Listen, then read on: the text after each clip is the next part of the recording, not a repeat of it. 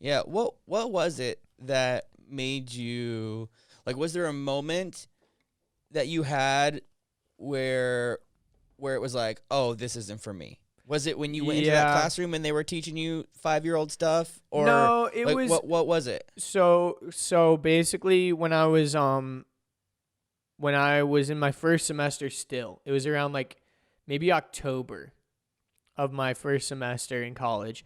One of my friends that I knew through I went to I went to prom with this girl at a different school, and he was in the prom group of that school, and so I knew him vaguely from this one time we went to prom together, and I went to a party at this like thing. So I barely knew this guy, but I knew that he went to Georgia College, and I was friends with him on Facebook. So we were kind of like, became buddies, and he had a younger brother that was my age, so I was friends with him. And anyways, one day he came up to me in the school cafeteria and he started talking to me about this business that was a network marketing type business. It's actually really funny that we talked about that on the last Biz to Walking podcast. But basically, my mom was heavily involved in a network marketing company growing up called Arbonne that's still around actually. And I remember when I was younger, I thought that was really cool that she was doing that. And I thought that that was something that I could do. But the products were so like focused around like makeup and health and like lotions and creams and stuff, very skewed towards women, that I just never really thought that that was like anything that I could do. Because I just thought like, oh, it's like Mary Kay. Like it's all like ladies doing this thing. But when I saw this business, I won't get into it too much, but it was a company called Vima. Basically, they were like a health and nutrition company. It wasn't skewed towards any gender or anything like that. And there was also a lot of young people making a lot of money at the time in it. And it was kind of like a quote unquote ground floor opportunity because it was like just starting to explode and all this stuff.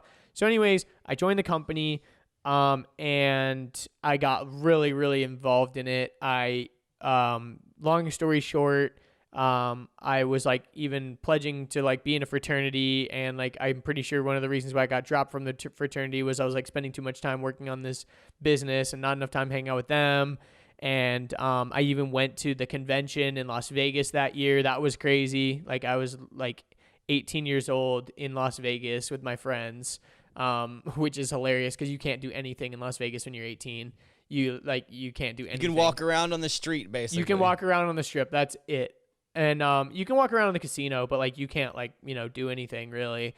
And that was a crazy moment for me because it was the first time where I saw people in that business was life changing for me because it was the first time I saw people taking charge of their own future and doing something for themselves that made me change my paradigm. Like I had a huge paradigm shift about like what's possible, and I saw these kids that were literally making like millions of dollars. I mean, you think about like millions of dollars and you're like, whoa, millions of dollars. But think about even as a kid, like an 18-year-old kid making $10,000 a month, like that's nuts. Like, I mean, that's even sick to like now, like if I was making $10,000 a month, I'd be stoked, and it was just crazy that it was even possible. That's the thing. It's like, it's not even that it was like probable, but that it was possible that I could do. It's a proof of concept. Exactly. It was like these kids, and it wasn't just like one kid. I was meeting these people, talking to them face to face. They were teaching me the strategies and the things that they did to get to the point where they were making 6 figures a year in this company as a college student. And so that was what really made me shift my paradigm. I read a bunch of books. I read Rich Dad Poor Dad by Robert Kiyosaki. That book changed my life. The Compound Effect by Darren Hardy. That book also really changed my paradigm. Napoleon Hill, Think and Grow Rich. A lot of books that were like these self-development books. And I started watching Tony Robbins. I started watching E.T. the Hip Hop Preacher. Gary Vaynerchuk. I read Crush It. Like I literally, when I dropped out of college, I listened to the audiobook of Crush It as I was driving home from college with all my shit in my trunk, knowing that I wasn't ever going back to college. Like that's how crazy this shit was. Like I'm like, people are like somehow like, oh yeah, Gary Vee, they found him like a couple years ago. No, I was listening to this dude in like 2012. Like I've been a Gary Vee guy for quite a long time. And it was really interesting just because the reason why I dropped out was I was sitting there one night and I was I was failing a lot of my classes, to be honest. Like I wasn't paying attention. I wasn't doing anything. And if I wasn't going to pass I take it back. I wasn't failing most of my classes, but I wasn't doing that great.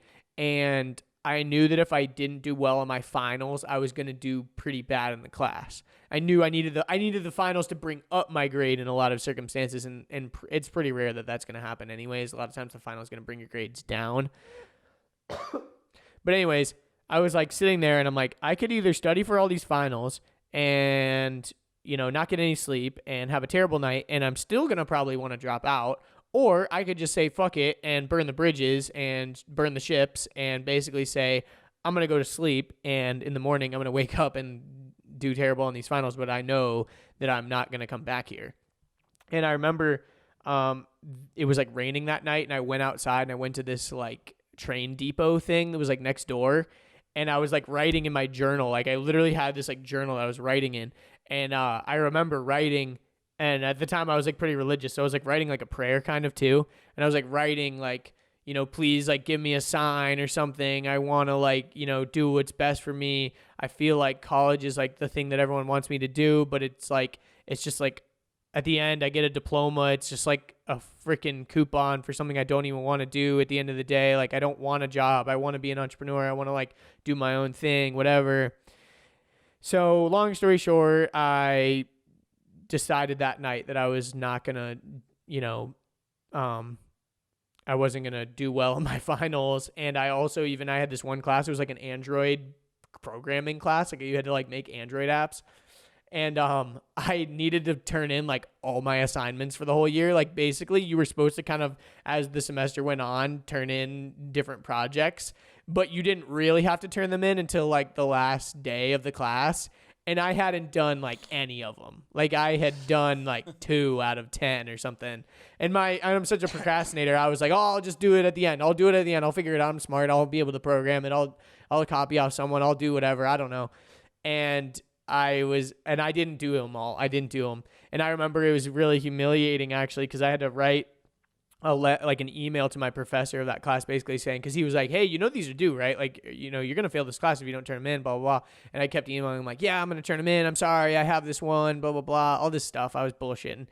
And then on the last day I was like, hey, I actually don't have any of these. I never had any of these. I'm dropping out of college. I'm sorry if I wasted your time stringing you along. I'm sorry. And I had this like little robot thing that I had to like program, and I had to like give it back to him because it was the class. It was owned by the school, and I had to go after writing. I had the email like ready, but I didn't send it. And I went to his office, and he was in there. Yeah, and I had to like, and I like slid it behind his door, and he was like, "What was that?" And I like literally like scurried away like a little bitch because I didn't even want to face him. I didn't even want to talk to him or see him or anything. I just like put it. And I like ran, and then I sent that email to him, and I'm like, I'm really sorry. The old drop and run. Yeah, and that was weird because then I went home for the summer and didn't tell my parents for like a month. Yeah, I remember you telling me that you didn't tell them, and it was only until like they were like talking about, hey, you gonna sign up for your next semester, and you're like, no, I'm not. I'm like, about that, nah. Yeah. So, all right. So where does that lead? I mean, there's a lot of room so in basically between leaving college. So what's next? I was involved in that company for quite a while. I was really hardcore into it. I went to 3 of those Vegas conventions. Was it 3 or 2? I think I went to 3. I went to a lot of meetings. I did a lot of stuff. I lived with friends. I crashed at people's houses for like a month at a time. Like I was just trying to make this thing happen, dude. And like I made money, but not enough to break even, to be completely honest. It was like I was just pouring time and effort and energy into this thing. And eventually I moved to Kennesaw, Georgia, where I lived in a house with this other guy and 2 guys. And we were trying to make this whole network marketing thing happen. And it just never like really took off for us to the level that we wanted it to. And eventually it all came kind of crumbling down. And again, I'm kind of like glossing over a lot of this, but I don't take any of those years for granted, because I learned like so much about business and life, and I learned from mentors and got to meet with people that were making tons of money, and I learned about, you know, investments and, you know, self-development and, you know, talking to people and hosting events and all kinds of stuff. And because when you're running something like that, you kind of have to do it all. Like, no one's really making you do anything. No one's forcing you to go out and do anything. So you got to just like make your own schedule. You're working from home. I even had to pick up a job working at Dunkin Donuts to supplement my income because I just wasn't making enough. And yeah, it was a hard year, man. It was weird.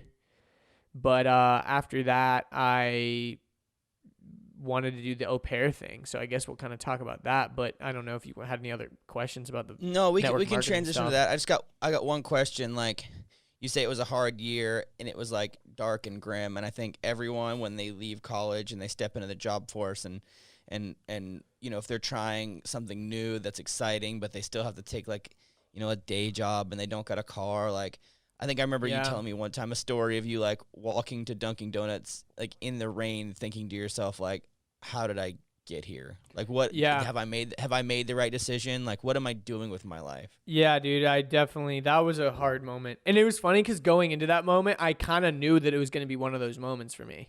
Because I remember I've had moments where it's like, this is going to be important. Let me just go through this crap that I have to go through. But like, this is going to be. It was like I probably could have called an Uber, or I probably could have called someone, but I was like, nope, I'm in this situation. I'm gonna do it. And yeah, basically, you're in that situation because of you. So you have to almost like step up and be like, you know what?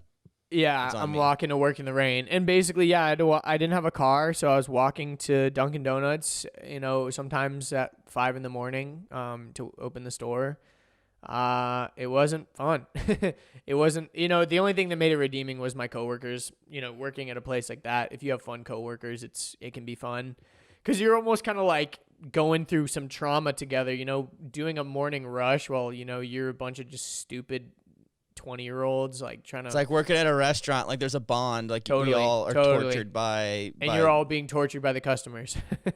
Yeah, it's totally true, man. And like, you know, some of those mornings were the worst, and people had breakdowns, and people, you know, got yelled at, and people, you know, whatever. But it all ended up, you know, we always had a silly goose time. You know, it was me and my stupid fucking coworkers that were always cutting up and, you know, listening to goofy music or whatever the case might be, and always making each other laugh and just goofing around. So that made that job bearable and fun. And eventually I became like a manager there, so that was kind of cool. But yeah, when I left, it was kind of funny because I was like moving away, and the guy was like, why are you quitting? I'm like, because I'm moving. And he's like, well, we can transfer you to another location. I'm like, bro, you think this is my long-term plan? Like, I don't give a fuck about working here. Like, no, I do not want to work here anymore. Like, there's nothing we can transfer you to one of our Italian locations. And you're like, no. Right? Yeah. They do have Dunkin' Donuts there. But actually, it's funny. They changed their name to just Dunkin' now. It's not Dunkin' Donuts. Yeah, because they do so much more than donuts. Yeah, and it's funny because coffee makes up such a vast majority of their revenue. Like, donuts are such an afterthought at this point. And if you look at their logo is a coffee cup. It's not a donut. Mm-hmm. It used to be a donut. Yeah, it's also like Domino's Pizza is not called pizza anymore. It's just called Domino's. Yeah, it's just Domino's, not Domino's Pizza. Yeah. Hope you enjoyed that clip. If you want to watch the full episode, you can click right here. If you want to subscribe to the channel, you can click right here. If you want to watch more clips, we got 2 more right over here.